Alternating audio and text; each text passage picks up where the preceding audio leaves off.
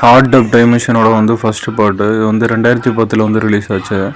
இது one of the best time travel மூவிஸ்ன்னு சொல்லலாம். இது வந்து டைமோட தியரி வந்து கரெக்டாக ஃபாலோ பண்ணியிருக்க மாட்டாங்க. டைம் ட்ராவல் தியரி பாஸ்ட்டில் ட்ராவல் பண்ணுறது, ஃப்யூச்சரில் ட்ராவல் பண்ணுறது, ஒருத்தர் பார்த்துக்காமல் இருக்கிறது, அது எல்லாத்தையும் கரெக்டாக ஃபாலோ பண்ணியிருக்க மாட்டானுங்க. ஆனால் இதில் பார்த்தீங்கன்னா ஃபுல் அண்ட் ஃபுல்லு காமெடியாக தான் கொண்டு போயிருப்பானுங்க. சும்மா அது பொழுதுபோக்காக பண்ணுற மாதிரி. இதில் பார்த்தீங்கன்னா 80ஸ்க்கு வந்து டைம் ட்ராவல் பண்ணிடுவாங்க. 80s டைம் ட்ராவல் பண்ணோன்னா இந்த கருப்பாக இருக்கிற வந்து குண்டாக இருக்கவன் வந்து கேட்பான், மைக்கேல் ஜாக்சன் வந்து கருப்பாக இருக்கா அப்படின்ட்டு. மைக்கேல் ஜாக்சன் கருப்பாக இருக்குன்னு சொன்னோன்னா அடடி அடிச்சுட்டு ஓட ஆரம்பிச்சிருவான். அதுவும் இவனுங்க பார்த்தீங்கன்னா அவங்க இருக்கிற எக்ஸாக்ட் இடத்துக்கு வந்து இருக்க மாட்டானுங்க. லொக்கேஷனை வேறு இடத்துல வந்து சேஞ்ச் பண்ணி தான் இருப்பானுங்க. அங்கே அண்டார்டிகாவோட பனிமலையில் இருக்க மாதிரி இருப்பானுங்க ஸ்கேட்டிங் பண்ணிக்கிட்டு.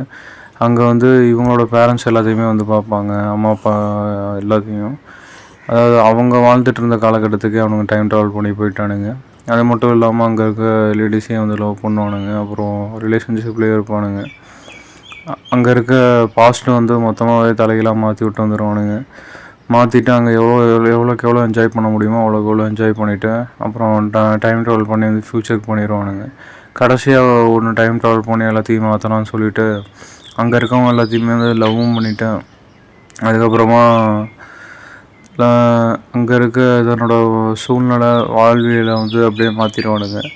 80ஸில் இருந்தவங்க வந்து 80ஸை விட்டுட்டு அவனுங்க 90ஸில் பிறந்தப்போ ஒரு 20 வயசு 25 வயசு அப்போ டைம் ட்ராவல் பண்ணி அவங்க எப்படி பணக்காரங்க ஆகுறாங்க வந்து ஃபிக்ஸ் பண்ணுறானுங்க. இங்கே ஃப்யூச்சரில் இருக்க தெரிஞ்ச மொத்த ஸ்டாட்டிஸ்டிக்கையும் கொண்டு போய் பாஸ்ட்டில் வந்து ஃபிக்ஸ் பண்ணுறானுங்க. அதனால் வந்து இவனுங்க 2 பேருமே வந்து பணக்காரனாக ஆகிடுறாங்க. இந்த 4 பேர்த்தில் பார்த்தீங்கன்னா நம்ம 2012 ஹீரோ மட்டும் வந்து இதில் இருக்க மாட்டார். 2வது பார்ட்டில் அவர் ஃபஸ்ட்டு பார்ட்டோடய கதை முடிஞ்சிருது அவரோட கதை. ஏன்னா அதுக்கப்புறமா வந்து கான்செப்டே இல்லாதனால வந்து செகண்ட் பார்ட்டில் வந்து நடிக்க வரல.